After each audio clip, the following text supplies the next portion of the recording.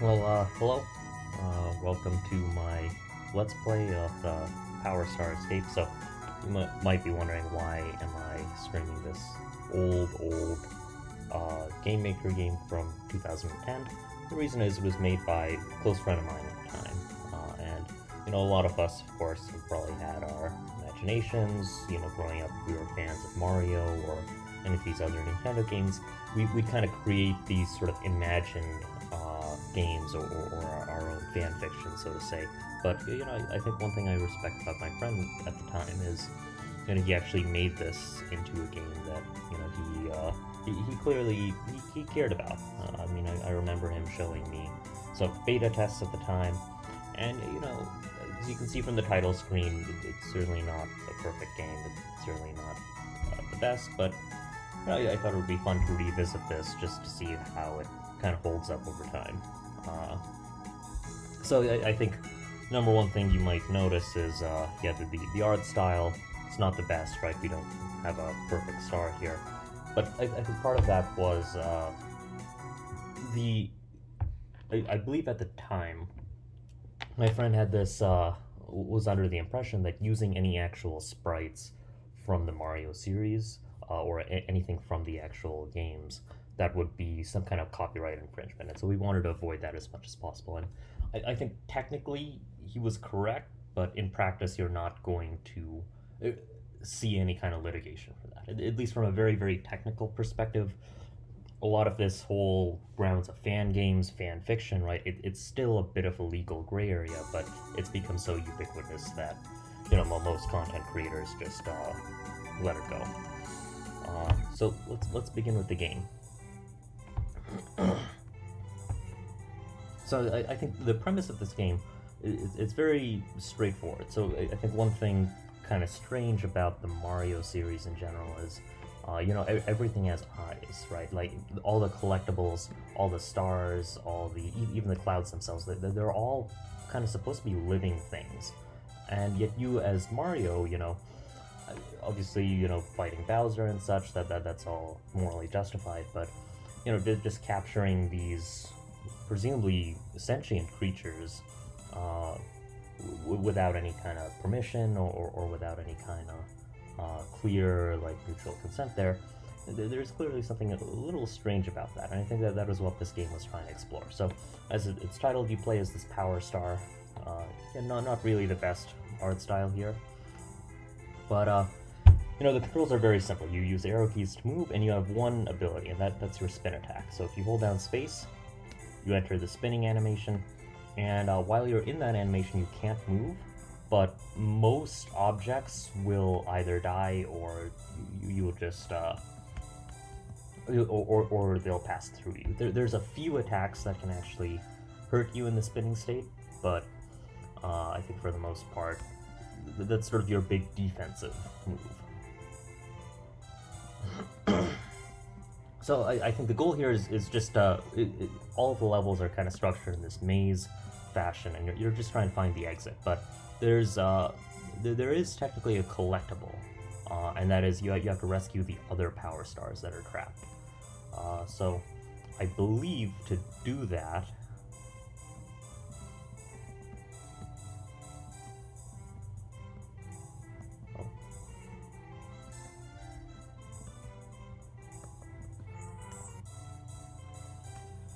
Yeah, so of course, any contact with an enemy that will instantly result in death, and you have no HP. There's no saves within the level, so you just reset the whole level with all the enemies included. There are kind of checkpoints at each boss fight, but it is a very, very punishing game, and I think there's some issues with that in terms of how the way hitboxes are handled. So as you can see, there's some strangeness with the Power Stars.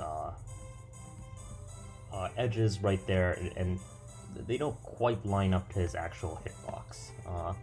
And as you can notice, sometimes spinning, it'll actually expand your hitbox outward. Sometimes that's a good thing. It lets you attack enemies from over a corridor, but there's some, as I mentioned, there's some hazards that can kill him even in his spinning state, and can be really, really frustrating if, because you use the spin attack, it ends up killing you just because of some weird hitbox stuff. This level is actually fairly straightforward. I think the only hazards are toads, and toads, as you've seen, they just die with one hit. There later on, okay, so there's the escape, the Powerstar we need to rescue. I believe there's exactly one in each level, and I think if you collect all of them, you unlock kind of an additional ending. So we are going to try to do that if we can in this playthrough, just because I do want to explore kind of everything my friend made here. It might take a lot of trial and error. Again, it's been kind of a while since I was really able to play this game from behind the scenes. I don't think I ever beat the full game. Problem is there's no save feature, right? So you kind of have to really do this in one go through. But we'll see how far we can get.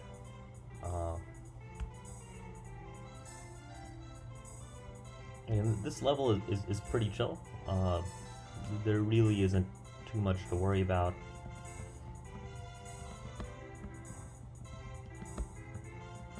I'm hitting the spacebar every now and then just because, you know, in these corridors, you actually get a very small frame of, yeah, so enemies can pop up kind of very suddenly. In this case, toads aren't moving very fast, but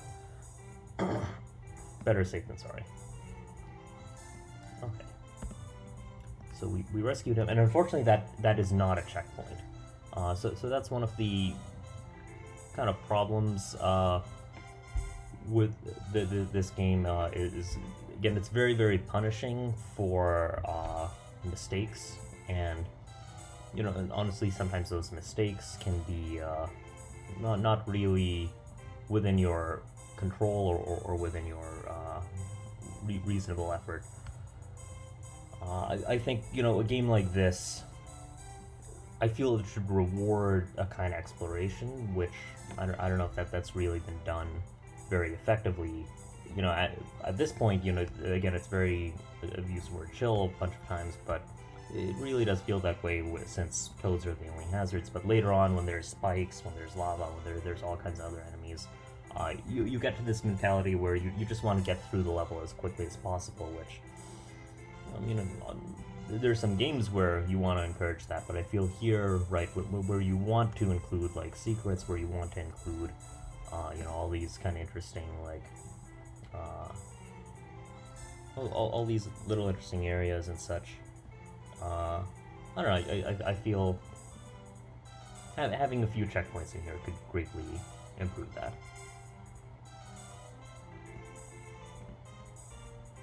I can sort of understand why you would want to be careful of, like, an autosave feature, just because, you know, like, there are traps in different places, there's enemies that will pop out very suddenly. You want to be very, very careful about, you know, getting people soft locked, but I think sometimes, there's always some trade-offs.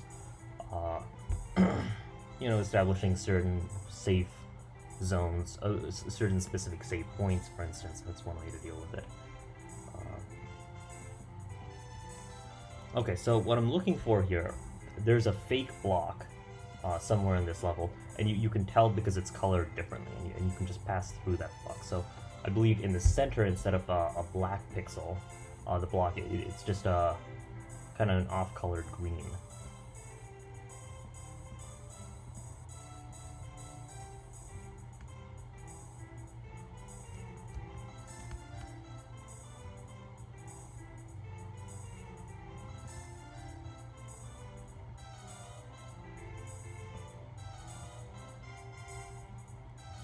See where that might be.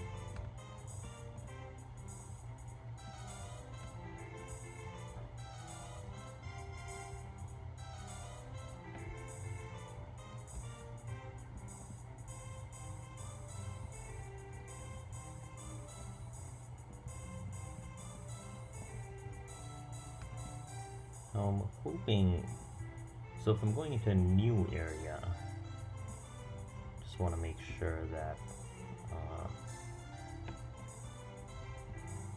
okay, there we go. So see, there's a missing pixel in this block, and that tells us that it's fake. Now, I think in one of the later levels, there's fake blocks that just look identical to the regular ones. so we'll have to be a little bit more careful, but at least for this level, it's a little bit easier to find. And you can sort of tell that this area is somewhere you're supposed to go, because right above there, that's where we rescued the other Powerstar. So you could have seen kind of this is an area you're supposed to go to. Hey, look, a Powerstar, I will bring it to Mario. So we're fighting Toad the character, or I think he's called like Mega Toad at some point here. So this is actually a really, really easy boss fight. You just stay here, and you have to launch these shells at it. There's no like physics about aiming the shells. They just always fire to the right. So even if I'm standing here, they'll fire to the right. It's just over there in the top left. That's his health bar. I think he has 10 hits. But yeah, he only moves up and down. He's a really easy boss. Oh, so here's one of the problems with this is relatively minor to some of the other issues, but spacebar, as I mentioned, is your main action move. Hitting spacebar with Game Maker dialogue automatically skips through it, so I kind of missed what he said there. So with the Yoshis, you didn't really get to see that there, but Yoshis take kind of 2 hits to defeat. So with the first hit, you knock them into a stun state, and that stun state is placed... It's displaced to a specific point every time. So the Yoshis will travel either up or down, or left or right, in a very... as far as, the corridor allows. Actually, I think, like, the Yoshis only travel up-down. But whenever they're stunned, they'll always go to a specific point. And that's usually somewhere near the end, so usually one above one of the ends of their movement paths. So I think here, there's a couple of things we can do. There's a couple of paths we could take, but I think first we want to try to find the escape star, or the captured star.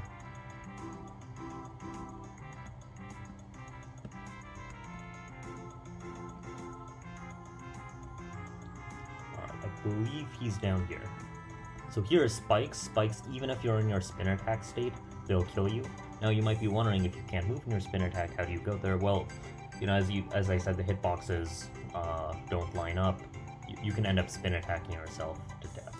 So yeah, be really careful. So these, you can't kill them, but when you spin attack, you're invincible. So I recommend going through here as slowly as possible. Just feel free to take your time. There's no time limit in this game. There's no score system. There's no timer. There's no reward, I think, for rushing through. So here, you should just take your time. Go 1 or 2 blocks at a time. Later on, you'll see faster flowers, so you'll have to be even more careful there. But it's very, very straightforward here.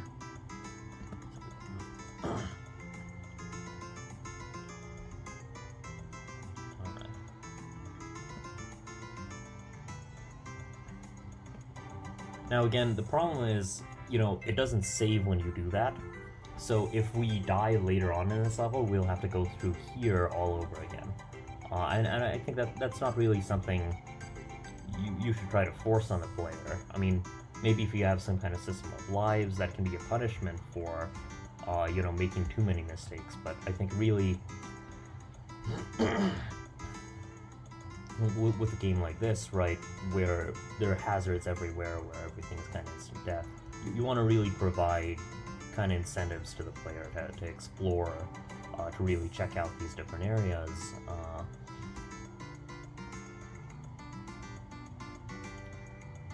So, I mean, I think I Want to Be the Guy, for instance, that's like a very, very punishing game, right? It's considered like one of the most difficult platformers. But the reason to make up for that, they put a ton of save points throughout. Now, of course, you can optionally tune the difficulty to remove those save points. That's something the player reserves some control over. And I think that's kind of a design principle that I think is worth exploring for a lot of, especially for those of you out there who are interested in maybe developing your own games.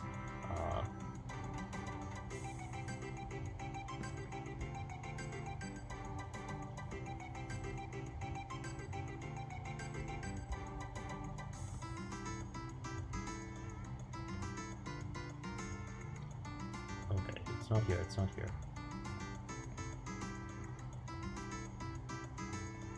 So, I believe there is a fake block coming up, yeah, here.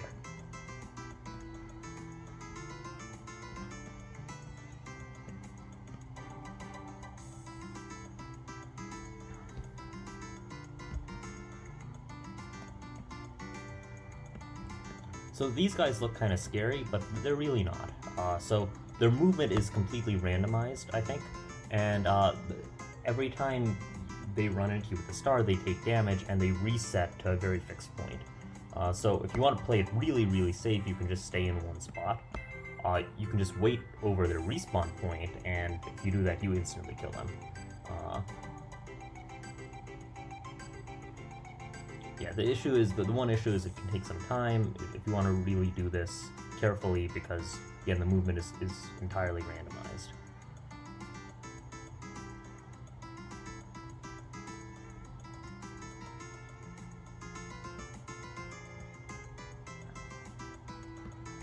Let's see. Here we go.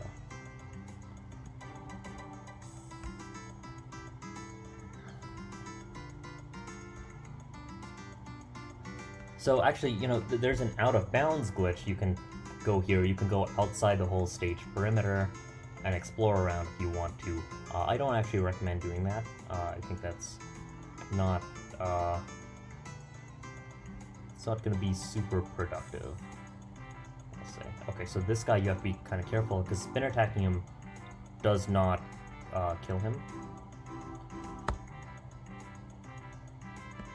It just makes you invincible. To kill him, you have to use the Koopa Shell. No, oh my god. So you actually don't want to go through that.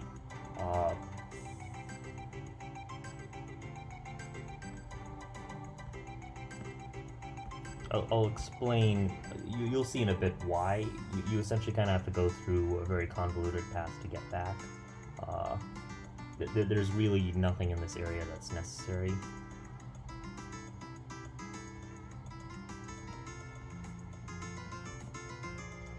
Go down there.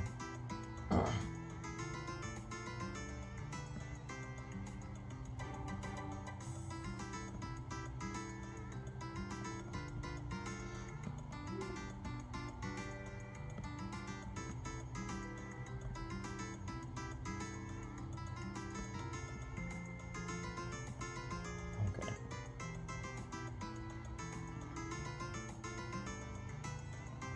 So this is another area you have to be kind of careful. So I believe here is where you encounter this block. It looks exactly identical to the other ones, but it is a fake. Actually, it's slightly different. It's slightly different. So if you notice, there's a few gray pixels missing, but this one, it's very, very slight. It's very easy to miss it. Again, you don't have to go here, but if you end up here, you have to go through here to escape. So, I mean, if I hadn't collected that one star, it might have been easier to just reset the level and just kill myself, but you wanna, since we've already gotten the collectible and there's no saving that sort of encourages us to play very more carefully than otherwise, and there's some benefit to that, but again, I think you have to be very, very careful about how you plan this stuff. So I believe if we go to the left, that takes us up here. And again, whenever I'm down the corridor, I'm always going to be cautious. The Yoshis move kind of quickly, so there could be a Yoshi kind of coming up. And I just want to be sure I'm ready to deal with that. Okay, so we're back here. Again, we can go out of bounds if we want to. I don't want to waste too much time, since I think going down that path was already a bit unnecessary. Okay, actually, so I think we did have to go through that, because this portal here, it's now been replaced by the boss pipe. So there's a bit of a typo in there. What a pretty little star. I will sew it onto my dress for decoration. So this is Peach. Now, Peach is the only boss, I think, other than Mario, where if you actually run into her, even in your spin attack state, you'll die. So the way you defeat her, this is actually, I think, the hardest boss in the game. If only because it relies on a lot of stuff kind of outside your control. So you have to knock those needles into her, and I think you have to do that, I believe about 5 times. It's not too many times. It's just very annoying, because you get such a small window of attack, right? So the needles will often spawn very sporadically, and often during points in her movement animation where you can't easily do anything. But the trick is there's a sweet spot where I am right now, where you'll be able to spin attack the needle, but you won't run into her, and so that allows you to do damage every time she passes with the needle.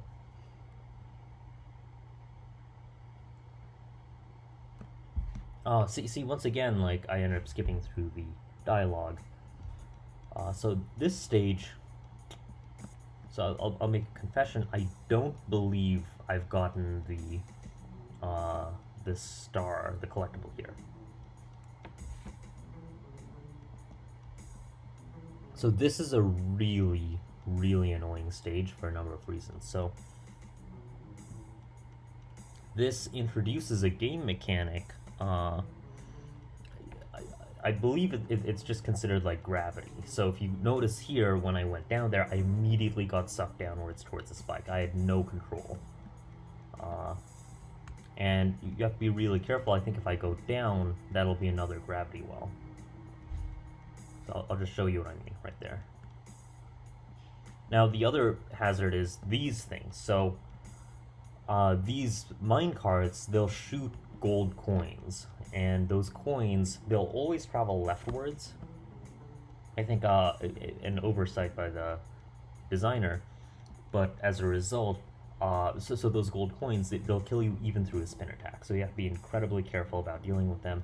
You can kill the mine carts themselves with the spin attacks, but you can't deflect their attacks.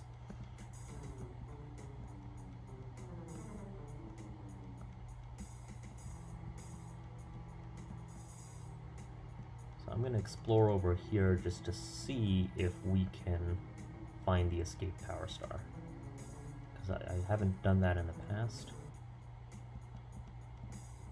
See, I think that takes us to a different part of the level. Oh, no, I think that's a trap, because that's a gravity well. So I think we have to get there from the north.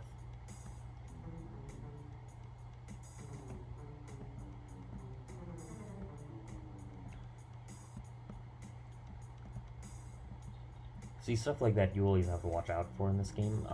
Stuff that'll come out from you, just because, again, your field of vision is really narrow. And that's kind of intentional to make it as much of a disorienting maze as possible. I think if you were allowed to view, obviously, the whole map, you would lose a lot of what the game creator is trying to preserve here. But on the flip side, I think, having a bit of a field of vision, I don't know, I think there's a way to get the balance there again.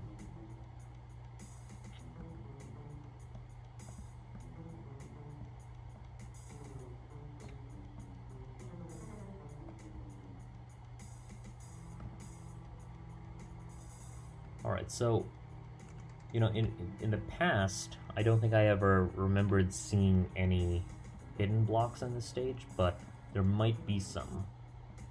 And as we saw in the previous stage, a lot of these hidden blocks, they can be very subtle.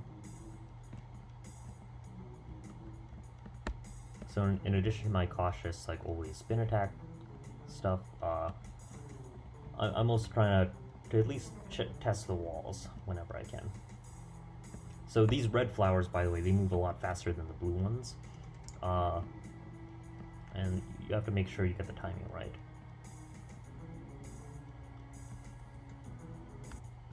See here, I'm almost certain this is going to be a gravity well. Oh no, it wasn't, so maybe worth exploring. See, I think the gravity wells, they're an interesting concept because it sort of subverts the fact that this is kind of an open-ended, almost top-down style uh, mode of gameplay. But I think you have to be really careful because it's not a hazard you can actually see, right? And so if the player gets punished, if the player falls into that trap, right, they have no way of escaping, and they're punished for being curious, uh, which there's some merit to doing that, but that combined with the lack of a save feature, I think that makes I think that doesn't really create challenge as much as a kind of frustration.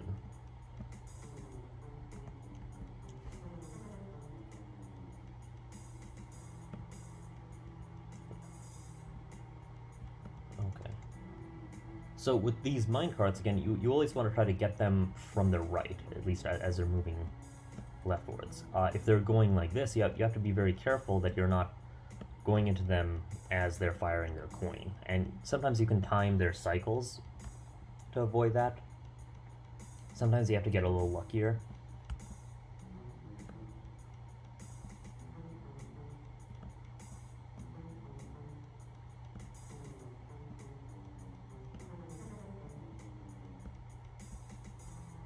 But yeah.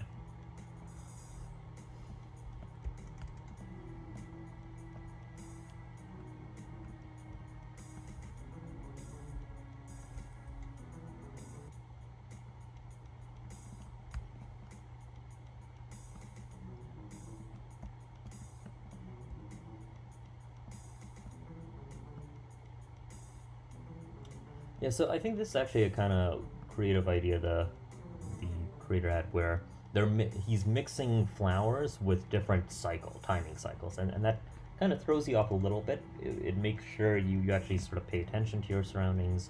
You can't exactly memorize, the pattern very easily, uh, just because they're not synchronized, and I think that's actually a good design feature to keep in mind. So one trick as well, if you're really precise about your alignment, is you can take out the mine carts while avoiding the hitbox of the coins.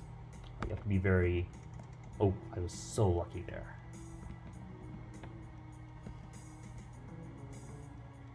Yeah, so this guy should be fairly straightforward.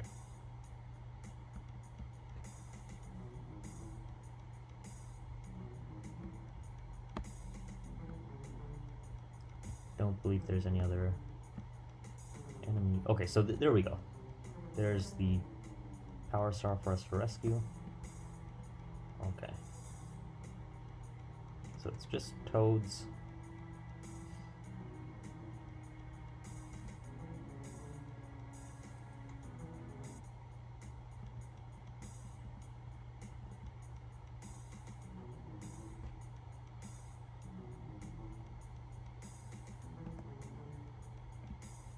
So you have to be really, really careful sometimes because sometimes the hitboxes of the plants, they can actually extend below the box when it's retracted. So just if you're in a situation like this, just try to avoid touching those blocks at all. So there's Yoshi here. Let's take him out. Let's see where this leads. Okay, this is just dead end. Nice thing is the enemies don't respawn unless you die, which means the way back is always a bit easier. Of course, I still have to avoid these things.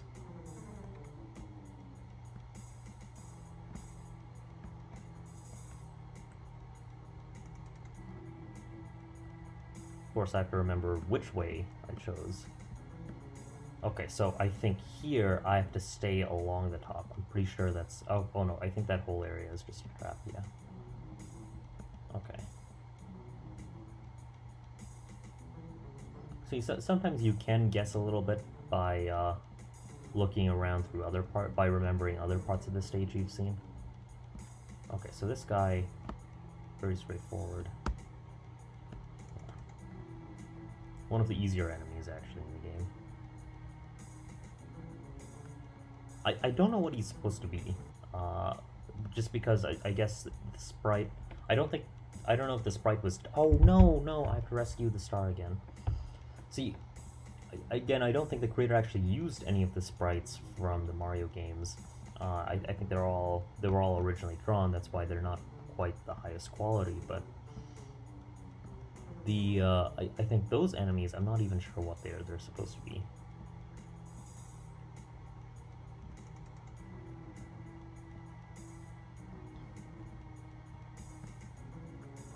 You know, I'll say this also about the quality of the sprites is, I think the creator probably designed them with the whole stages zoomed out. That's something I kind of remember from the process, but then because the perspective is heavily zoomed in, it effectively lowers the resolution quite a bit.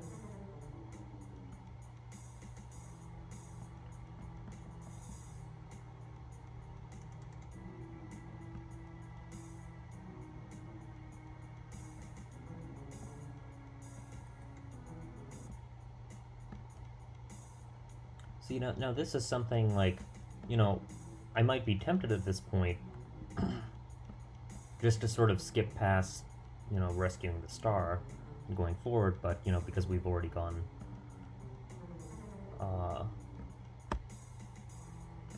because I'm already at least, like, decently familiar enough with the game, to be able to get through here with a degree of confidence. Like, I'm willing to go back and collect the star, but I could really imagine players, like, not wanting to go back here and do this task, even though they've already done it, even though they've already discovered the secret. And I think that's just not something you want to encourage, right? Like, people have already done the effort of exploring, right? Who have already done the effort of, you know, beating the obstacles. They're just forced to do it again. And not because they failed on that task, but because they failed somewhere else in the level.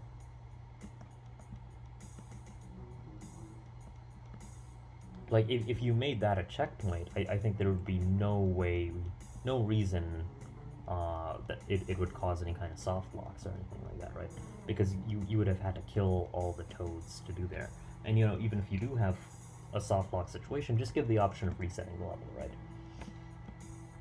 You know, soft locks happen all the time in games that are unintended by creators, but, you know, I don't think that should be sort of a reason to avoid, you know, providing, you know, features that make the game more enjoyable.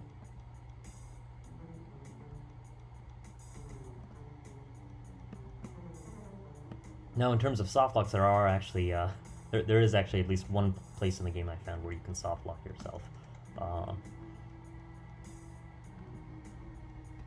So there is a cart up here, just has a long cycle. Okay, so here you have to stick to the top, because there's a gravity well.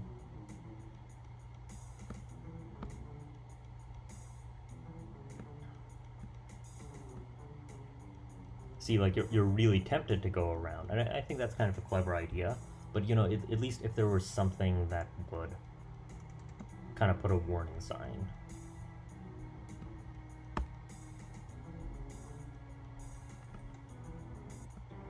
Oh no, I missed the dialogue there. So this is Wario. He's actually very straightforward. One thing I'll mention about the movement. So the movement in this game is a little clunky. You can't move diagonally, as you can see. But, and whenever you run into a block, you go to a complete stop. So it's kind of difficult to change directions sometimes. So with Wario, this is actually one of the few boss fights that have multiple phases.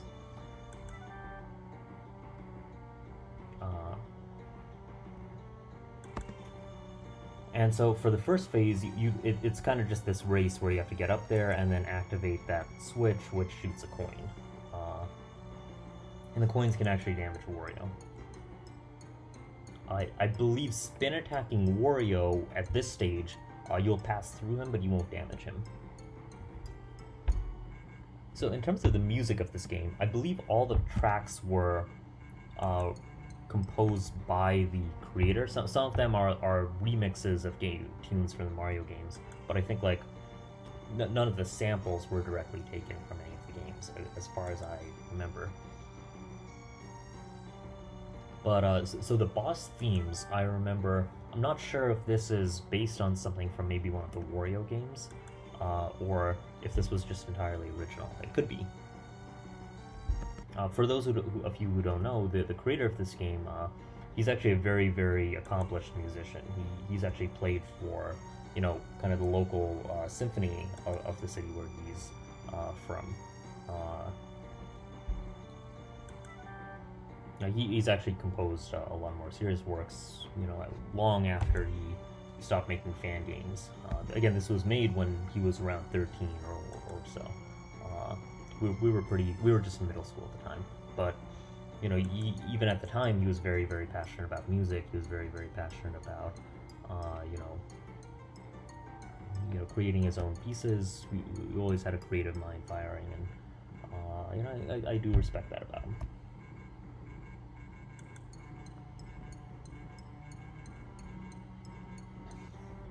So I think like the real difficulty of this stage. So I say this having been caught by Wario a few times, but the real difficulty of this stage, in my opinion, are all the hazards that pop up.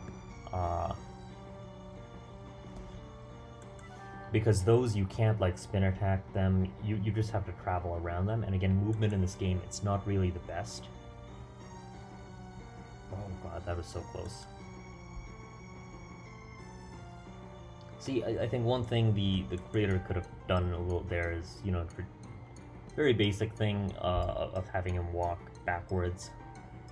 Alright, so now we get to the second phase.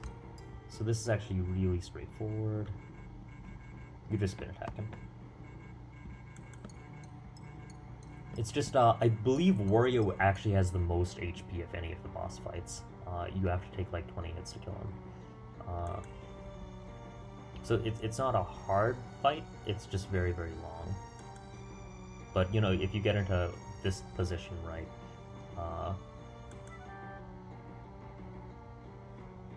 like there's nothing he can do to damage you. I think, like, if you remember at the very start, there were all those mine carts at the top. I think probably the creator intended for Wario to use this, to use like the coins somehow to attack the player. Oh, okay. We finally managed to see one of the boss dialogues. The Powerstar is on Bowser's side.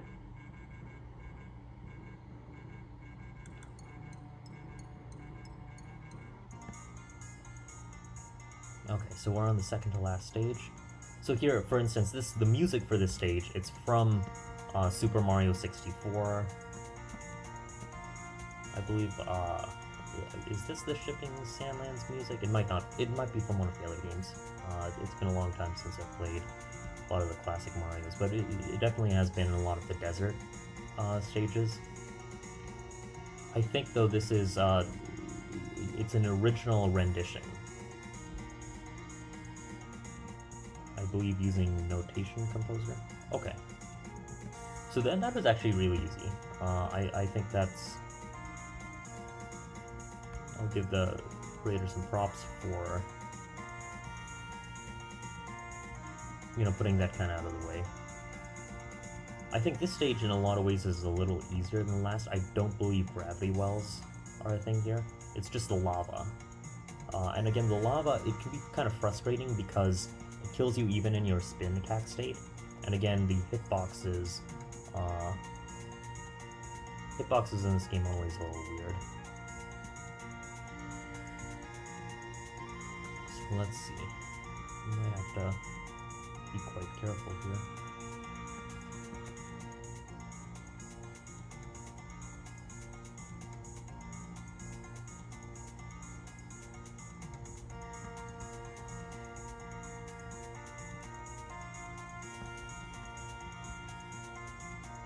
This might be a dead end. This feels like it might be a trap. Oh well, at least the nice thing is, to rescue the star we don't have to go far.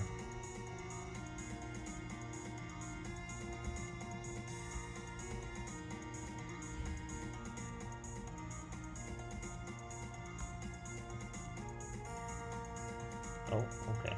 Here's the boss door. Oh, that was actually a really easy stage. Okay, so I guess the idea is this is a trap. We've been kind of trapped by Luigi here. Where's all the other Power Stars?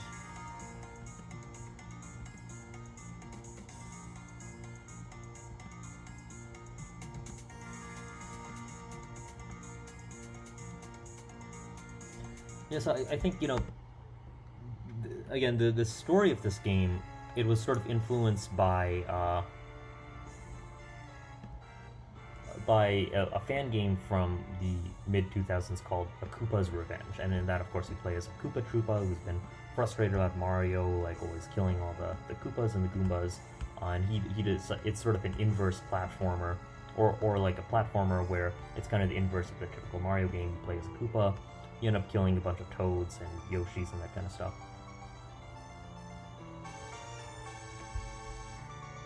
Okay, so I think we just beat him.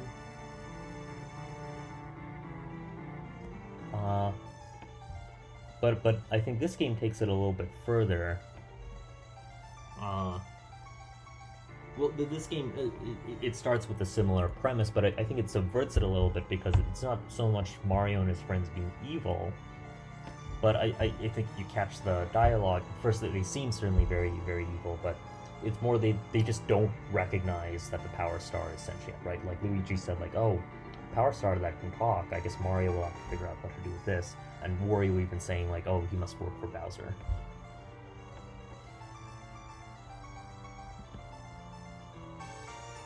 Okay. So, hey Mario, you'll never believe this. I got attacked by a Power Star. Power Star beating me up and so took all me gold and spun me flying. Thought only you could do that. Hey, you guys are lucky. He spun attacked me 8 times. I got spun 20 times. And Toad got hit with Shell 10 times, and then Peach got hit by Sumi. So, Mario, stop arguing. Something serious is going on. Not doing the Italian Mario, this is the old Brooklyn Mario.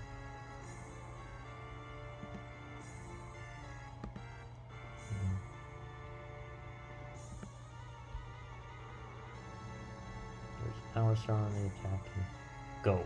I think better in peace.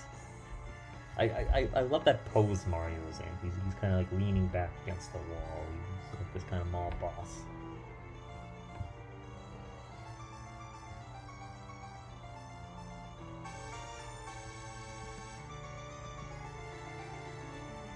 Okay, so this is the boss rush. This is actually, like, it seems really hard. It's really easy.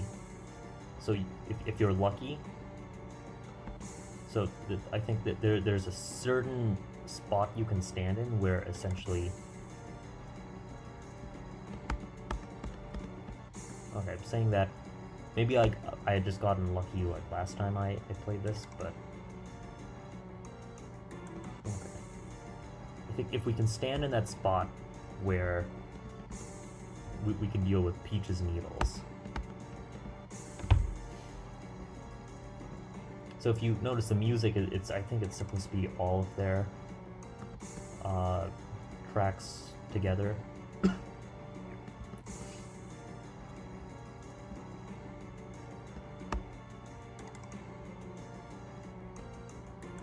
Okay, so once Luigi passes by, it becomes a little bit easier to deal with.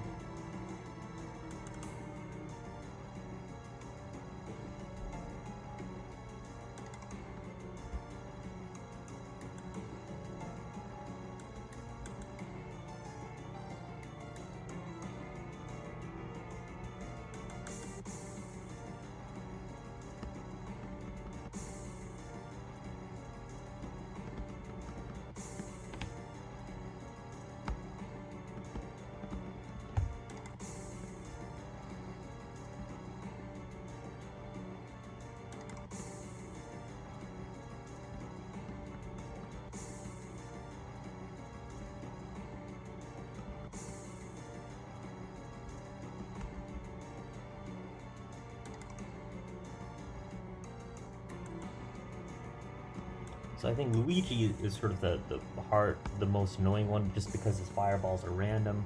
You can't spin attack to be invincible through them. So you just have to hit him 8 times.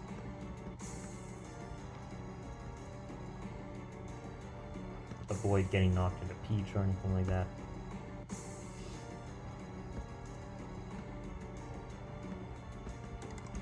See, with Luigi counterintuitively, it's better to kind of stay close to him. Because, you know, if you're far away from him, you have to still avoid his fireballs to land an attack.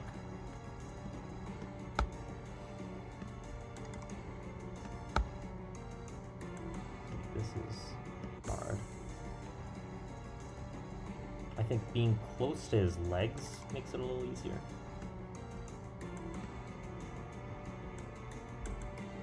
See, with Wario, like, he's not a problem at all. It just takes a little bit of time.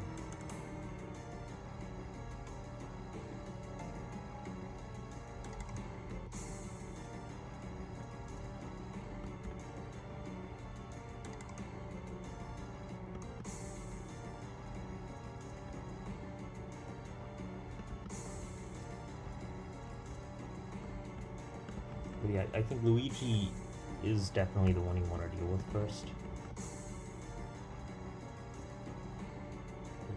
It's just getting like a good pattern, because he's the most random, right?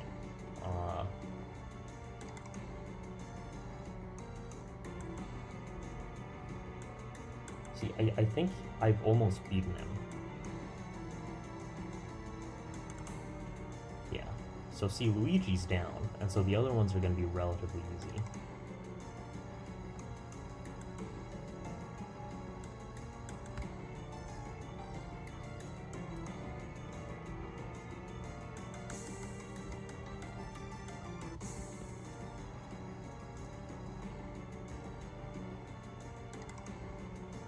See, I think with Wario, I can even stand on the ground here.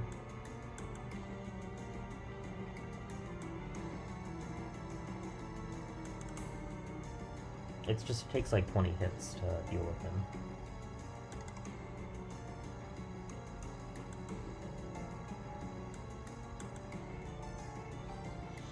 And then he has these weird resets every time. So, I'm not sure if I actually dealt with Peach or not. Because I don't see her.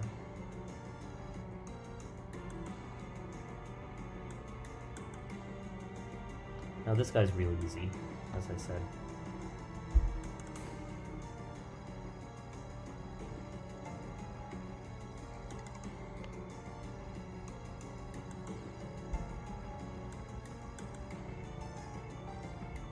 It's just the timing, I think, in this stage is a little harder because he has a bit of a larger window of movement.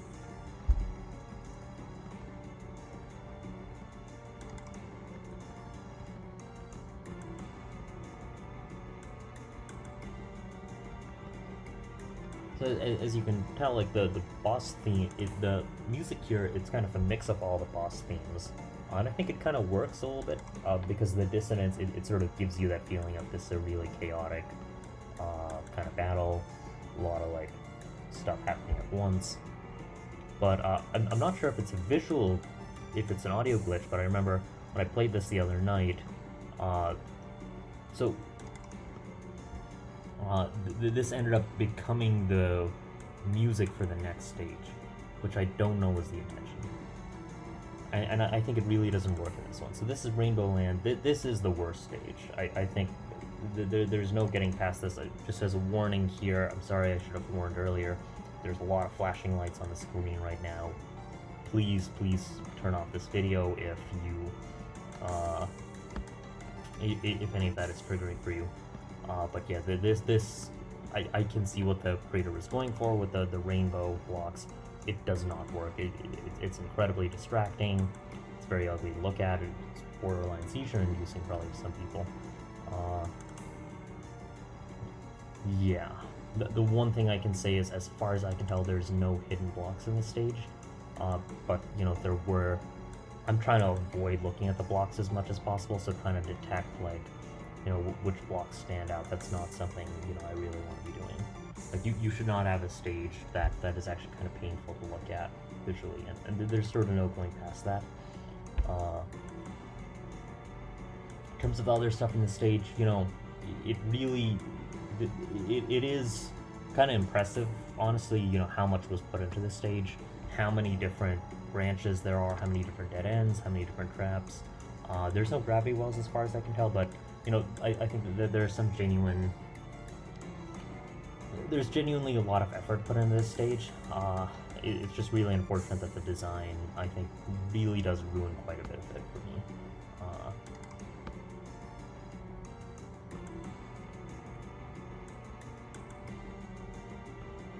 So I think both this path and the one above it, they end up going to the same place. They both lead to the star to rescue.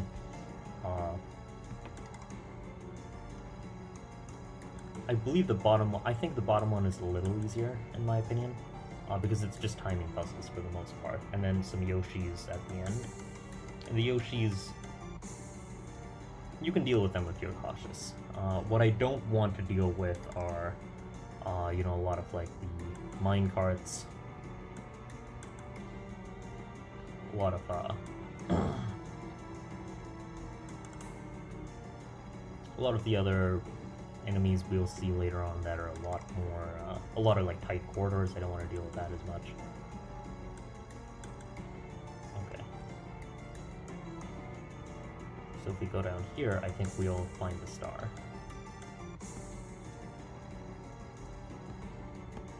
Here.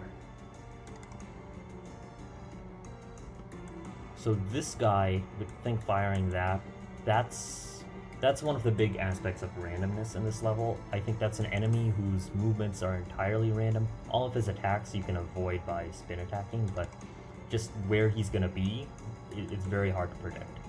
So I would just be very, very careful whenever you see those attacks around. Just try to be extra cautious, because he could really show up from any direction.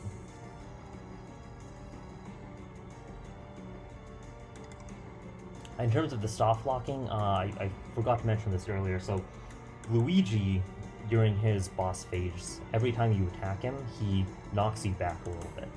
And there's a chance he can knock you into a wall if you're positioned poorly. And if you're embedded into the wall, you can get stuck there for a long time. There's a chance you can get freed if one of his fireballs hits you. But, I mean, let's say that was like the last hit of the fight. You know, you defeated Luigi. But you know, in that last hit, you got knocked back into this wall, and then you're stuck there. And as far as I can tell, there's no auto death button. There's no way to like instantly restart the stage. You would actually have to restart the whole game. And Luigi is is one of the last boss fights, right? So, not really a situation you want to end up in.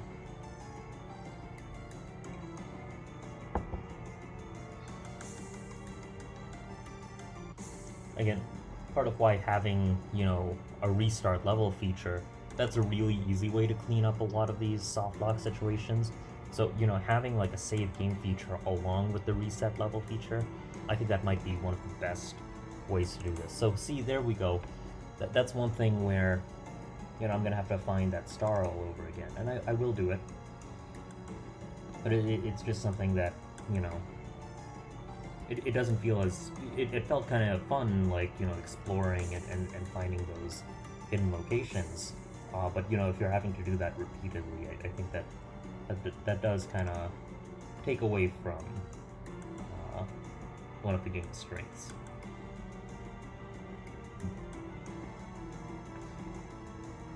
Because let's face it, the things that are going to be remembered are all the flashing lights.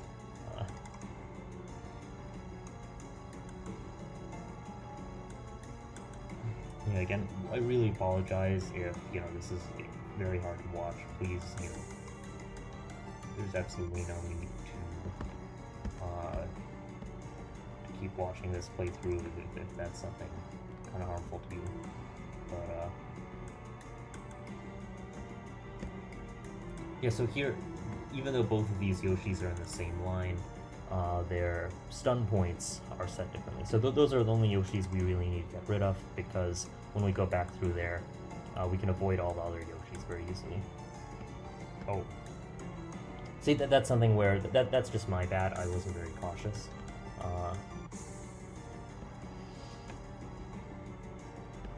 But, so this is annoying because, you know, if I'm dying on an area I've already beaten, It feels, I still will feel frustrated even if it was my mistake there, just because, you know, this is an area I've already had to go through.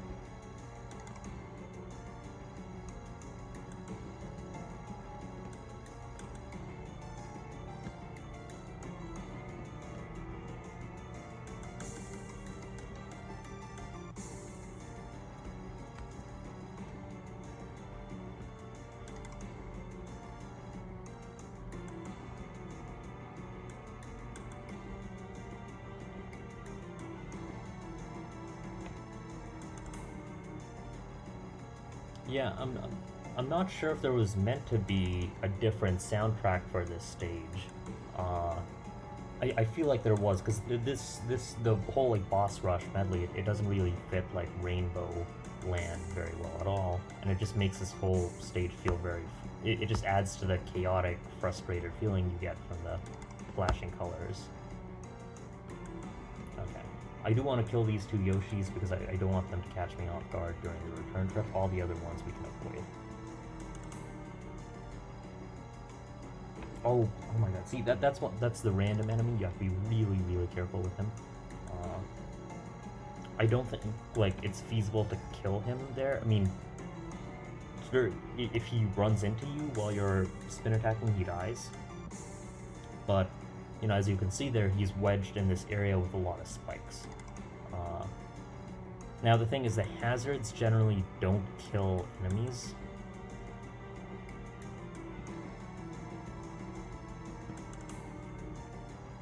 Yeah, so I'm gonna be careful of that guy during the return. I don't know if that's meant to be a Mario enemy or if he's from some other. So see there, that's a death that shouldn't happen in the game. I had avoided the lava, but my spin attack animation extends a little bit beyond my usual hitbox, and so I spin attacked into the lava.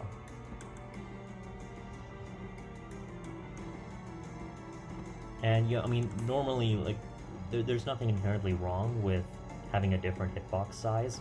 It just has to be very clear visually, and unfortunately, you know, I don't really like, I don't want to keep shitting on the art style and all of that, but in this kind of case, it really is important that the player has a good expectation of where their hitboxes are. And I think if the drawing is not very, let's say, consistent, I think that can really exacerbate some problems.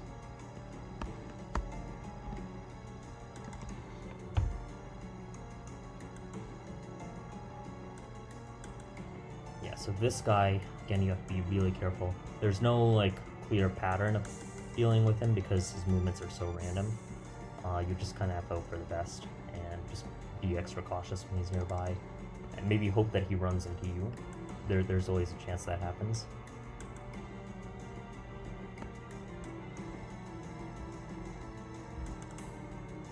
See, I'm having to wait extra cycles here just because, okay, see, there I was kind of lucky because he ended up running into me while I was in my spinning state, and that instantly kills him.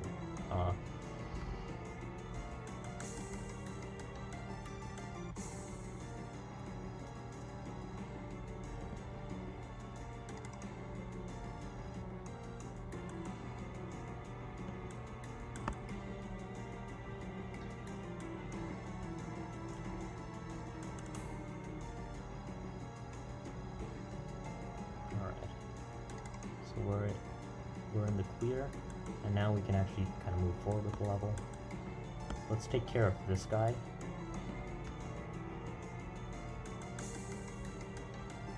Okay.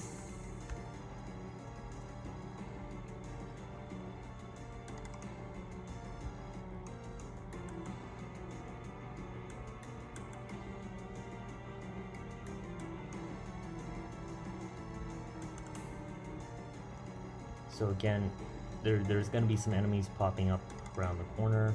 We have to be expecting of that. I believe there's a Yoshi traveling up and down. And that Yoshi has a really, really long path, so we might have to stun him multiple times. So he's gonna come up. And then fortunately we can just avoid his path altogether, but see his stunning point goes all the way down here.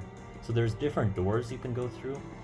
All of them lead to traps, as you can see, or dead ends, except for this one. So there's a lot of mine carts coming through here. Again, you want to hug kind of the right-hand side here because their projectiles will always fire left.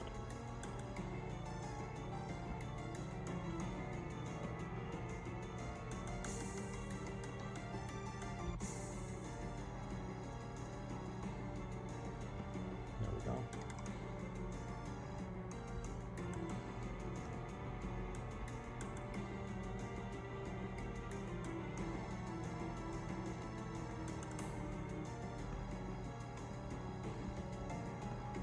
Okay.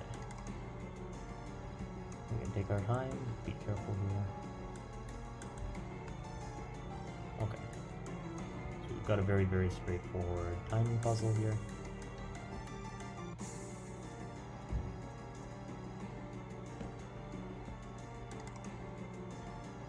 As you can tell, it's always better to avoid going to the spinning state when you're close to the spikes, just because, again, that issue of spin attacking into the hazard is something you want to avoid. It's very frustrating when it happens.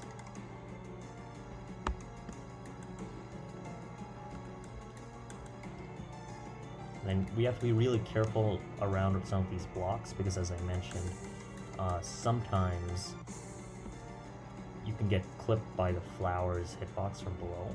So this, you just have to be very patient.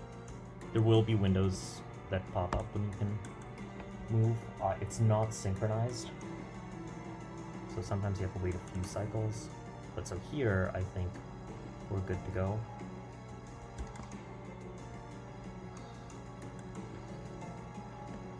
And here, that timed really well. So we will have to be a little careful on this one.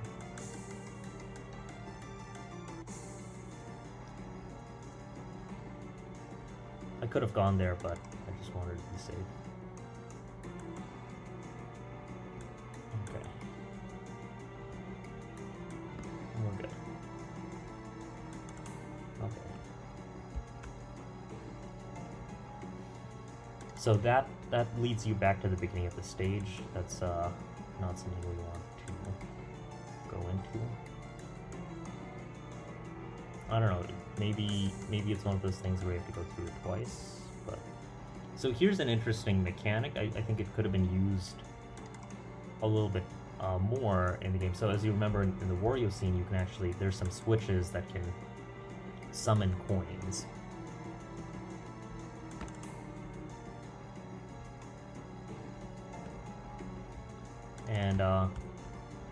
And so in this case, it's actually Toads activating them, and if you go through one of the corridors, those coins can actually hit you. I think that corridor is a dead end, so there's no need to actually end up in that trap, but, you know, sort of an interesting concept there, kind of turning around one of the mechanics you used in the boss fight into something the enemies can use. But I don't believe it's really used again, unfortunately. So here, again, we have to be really cautious. I got so lucky there. And sometimes, like, you know, the misalignment of the hitboxes between the spin attack state and the regular state, you know, those can be beneficial. It means you can sort of more aggressively attack some enemies, but again, it's usually not something you're going to be reliably able to predict. And so it's a lot rarer to end up being able to use that offensively. So here, this kind of, okay, so there are gravity wells here. The nice thing is we do get an indication of where they are. So as you can see, all of those white dots, that represents kind of a square where there's a gravity well. So we just have to avoid these. Okay. Here, I should be more cautious. I nearly got hit by that flower.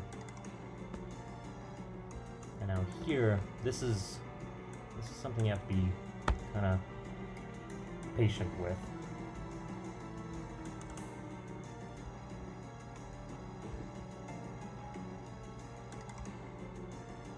Okay.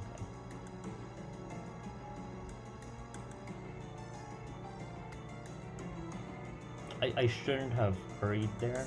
I mean, it worked, but in principle, you always do want to be cautious in this game.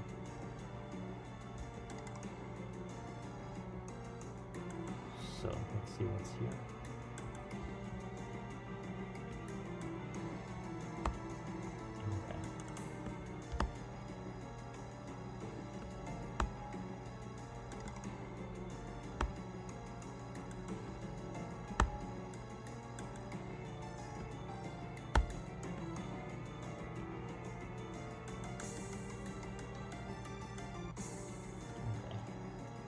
So again, there's no reason not to be cautious in situations like this. I know it's just toads.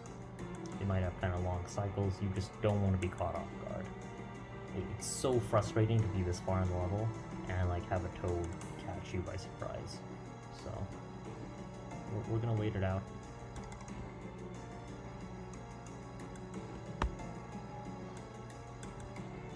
Let's get these toads as they come back.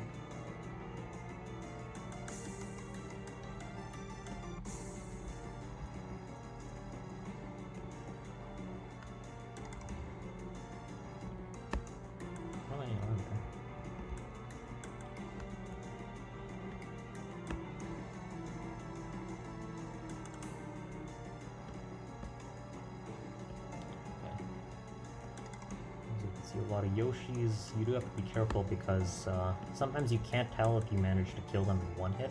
So if you're standing over their spawn point, obviously when you spin attack, it's essentially a one-hit kill. Or if their stun point is just somewhere off screen. And chances are, because we're in the middle of their paths. Okay, here's the final boss. We made it. Powerstar. You. Why have you defeated my friends and come here? Because it's your turn, Mario. Powerstars will be free. Free? What are you talking about? Go talk to Bowser. To get to him, I have to go through you. And Bowser cannot speak. You cannot listen. Now you will stop. Come, Dark Grand Star. What?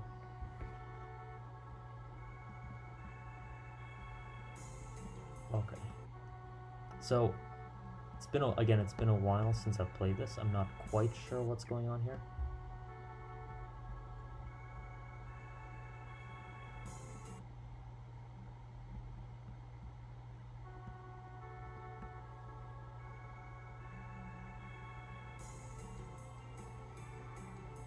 So I think that thing in the background is the Dark Grand Star. I'm not entirely sure what I'm supposed to do.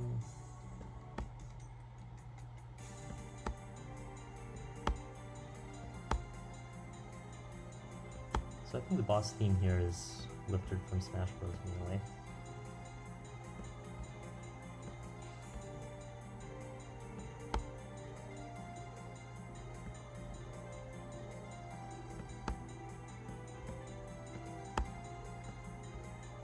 Yeah, I don't see the health bar changing.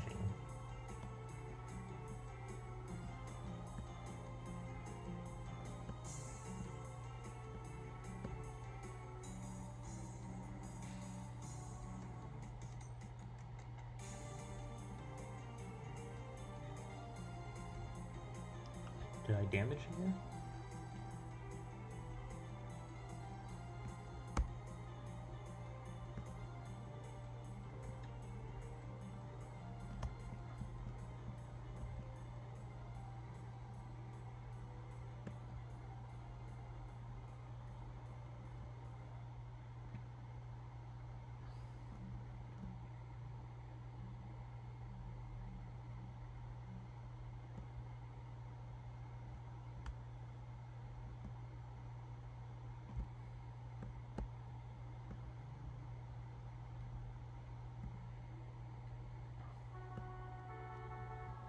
So it's kind of like when he's in that supernova state, like I can't.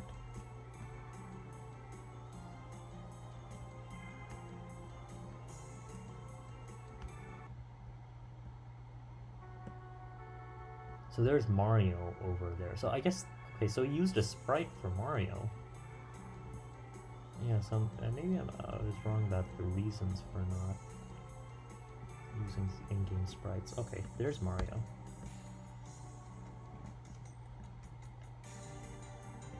Yeah, maybe the idea is we have to chase Mario through this stage.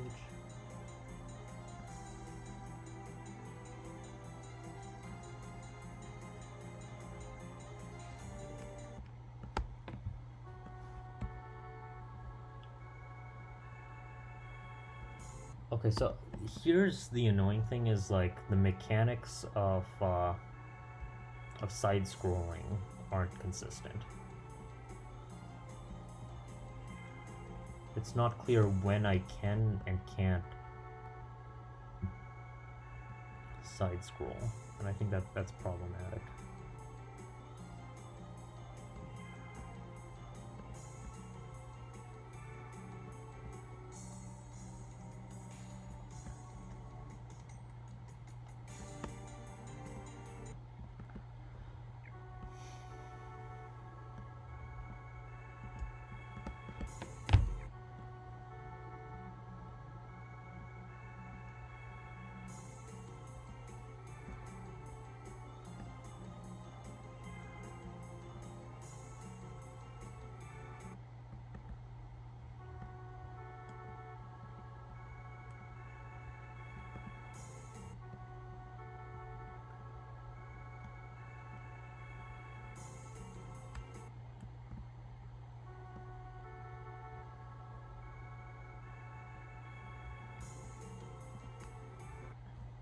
Yeah, there's something weird here, because like I was able to get around that side of the stage before.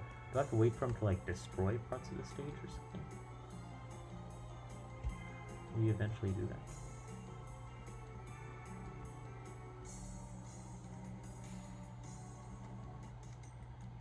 I mean, his pattern is very randomized. Okay, so...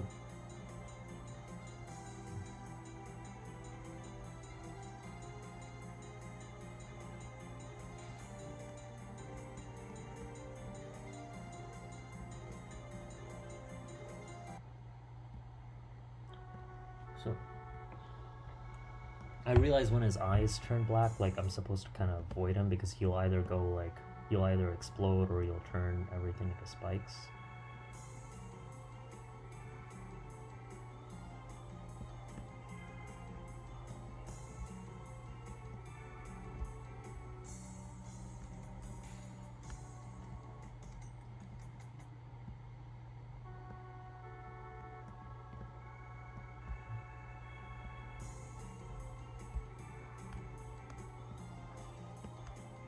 See, okay, yeah, we're stuck.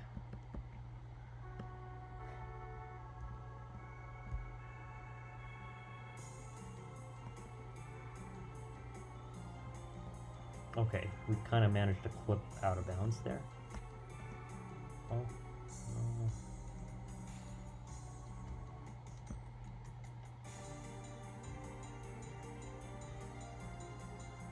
Where's Mario?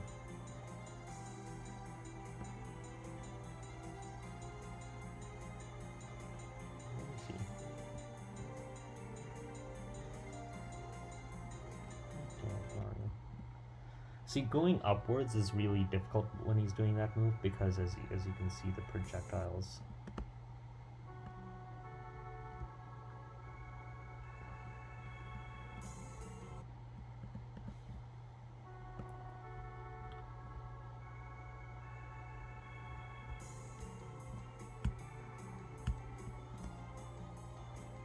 So you shouldn't require the players to basically go out of bounds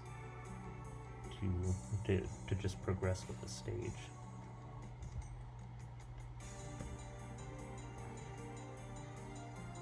Okay, where did Mario go?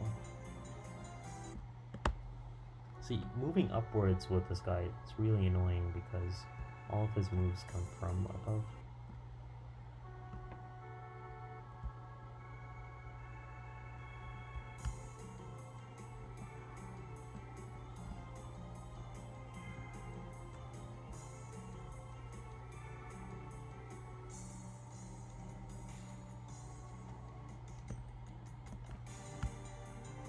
Okay, so Mario went this way. I like the Mad Mario sprite.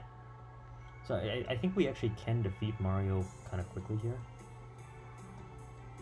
If we're just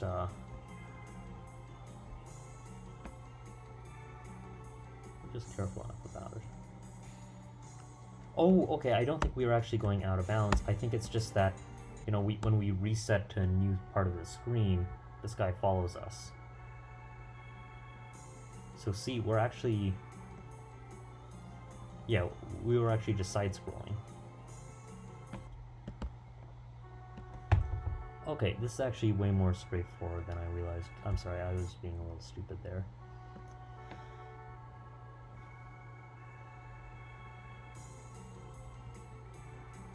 I mean, I guess part of why I was confused is like the layout looks more or less the exact same. We were really lucky there because we avoided his. Oh no, but we got unlucky because he used one of the undodgeable moves.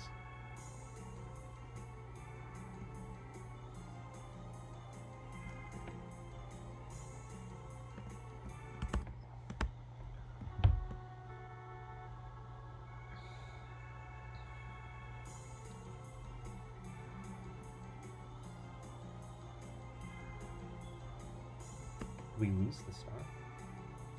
Oh shit. Okay. I think that's him. How did he damage me? Oh, okay, so when he does that, he's about to explode.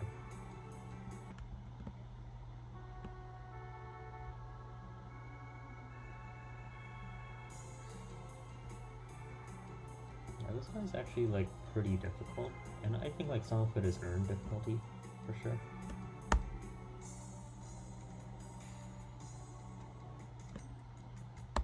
But in my view, some of it is also a little cheap.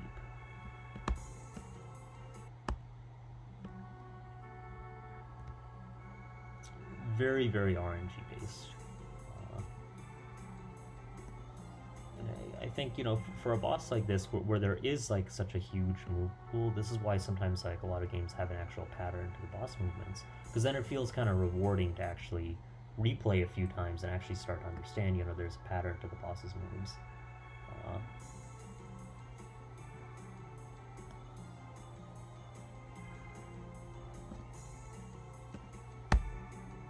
Okay, he's gonna explode, he's gonna explode.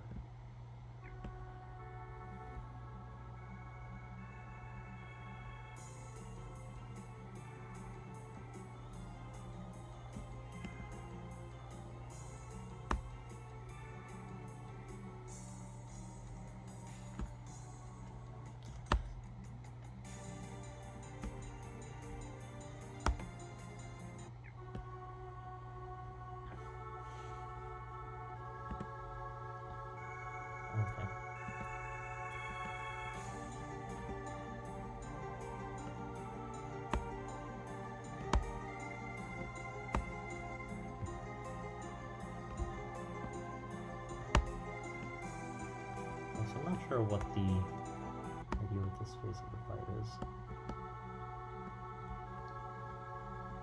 Maybe we're supposed to get him to break these.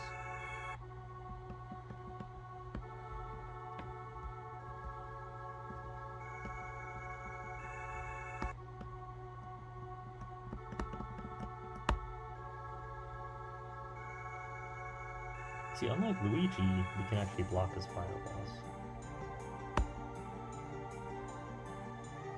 Yeah, I really do like the final boss track here. It's like this remix of the Melee theme that has almost this kind of like Final Fantasy vibe to it.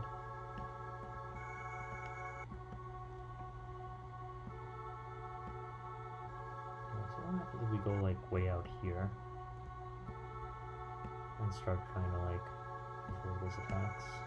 Like what happens here? Okay, no. I thought it might have been some kind of interesting stuff where you have to have him break the blocks for you. I don't know what that spinning M thing at the top is.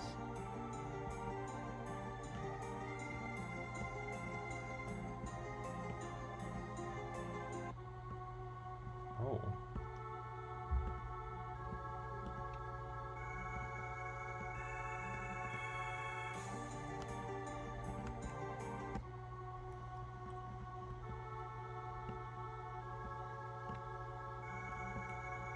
See, unfortunately, we missed a lot of important dialogue, I think.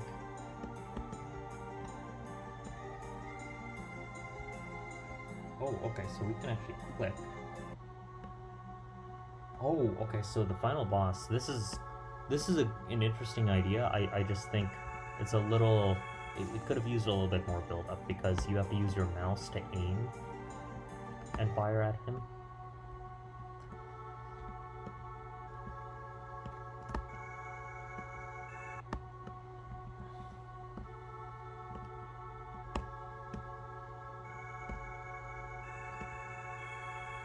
So I think the trick here, you just have to be really cautious with your movements.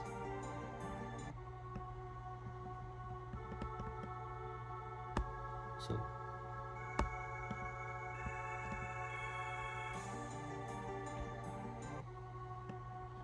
yeah, so I guess, I don't know if you can spin attack while you're using that weapon. So I think I'm gonna have to time this really well.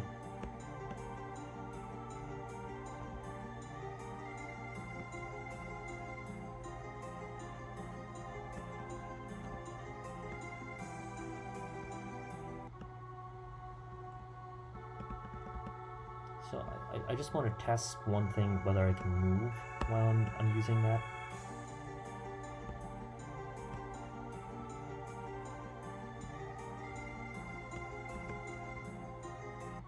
Okay, you actually can move.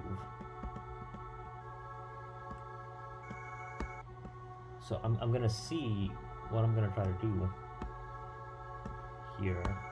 I'm gonna see if I can get myself into a spin attacking state while I'm in that mode.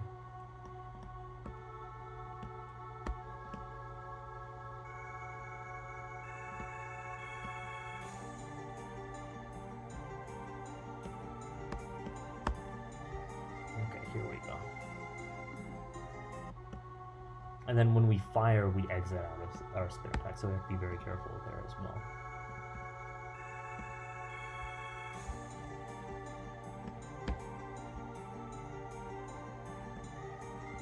See, part of the annoying thing is we can't time this very well because... See, there we go. We damaged him. Now we just need to be able to make a pattern out of that. But this is doable. I mean, his attack pattern, it's just he fires the fireballs so rapidly that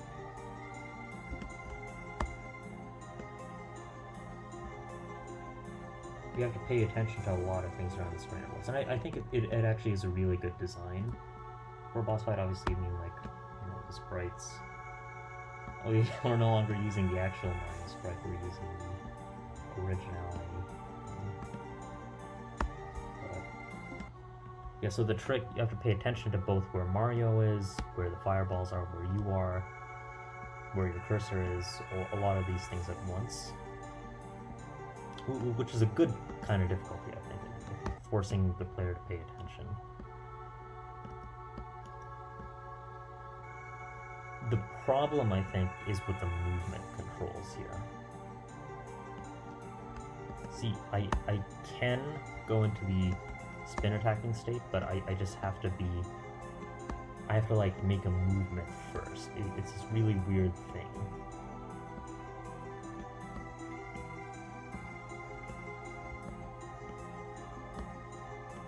So, like, every other step I'm spin attacking just because his attack frequency is really high. Okay.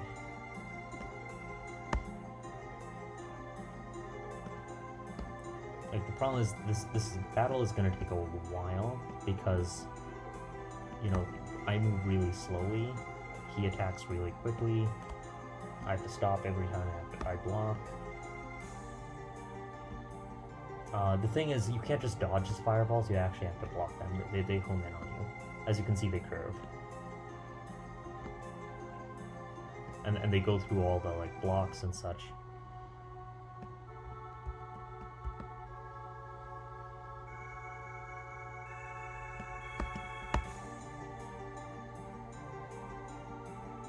One thing I'm hoping is I can shoot through the blocks. I can. Okay, that makes it a little easier. Because the one thing restricting him is he can't walk. Where he can actually stand is limited, so that makes it easier for me because I don't have to put as much effort into aiming. See, I don't think I've missed a single shot, so I think the next one might do the trick. Might. Okay. No, I skipped through the dialogue.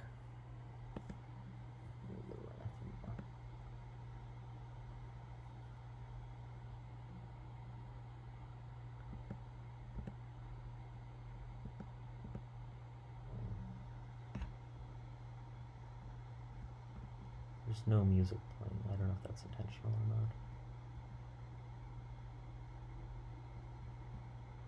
Okay.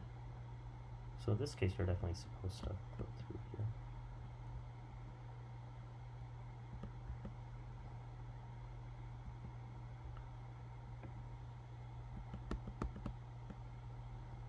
This probably isn't meant to be silent. I am playing this on an emulator.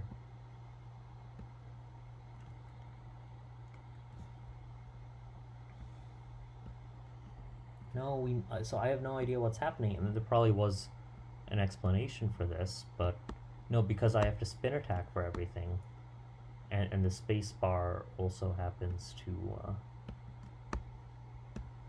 Okay, so I think the idea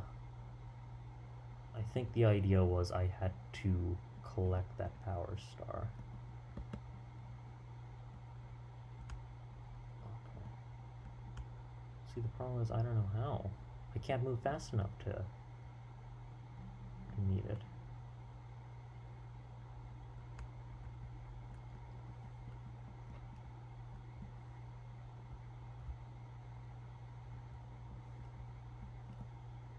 I don't know how.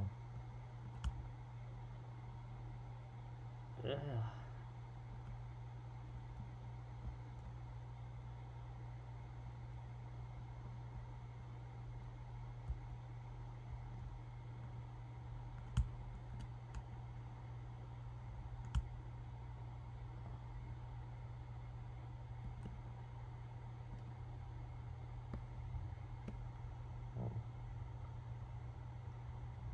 Oh man, that was actually really easy.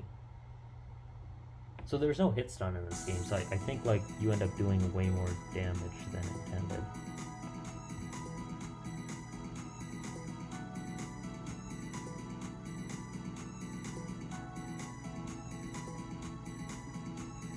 I missed all the dialogue, maybe.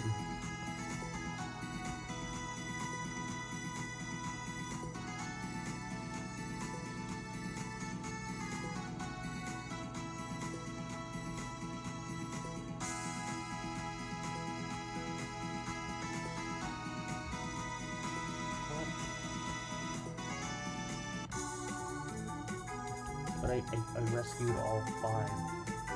That was annoying. You have to like do it all in one go or something?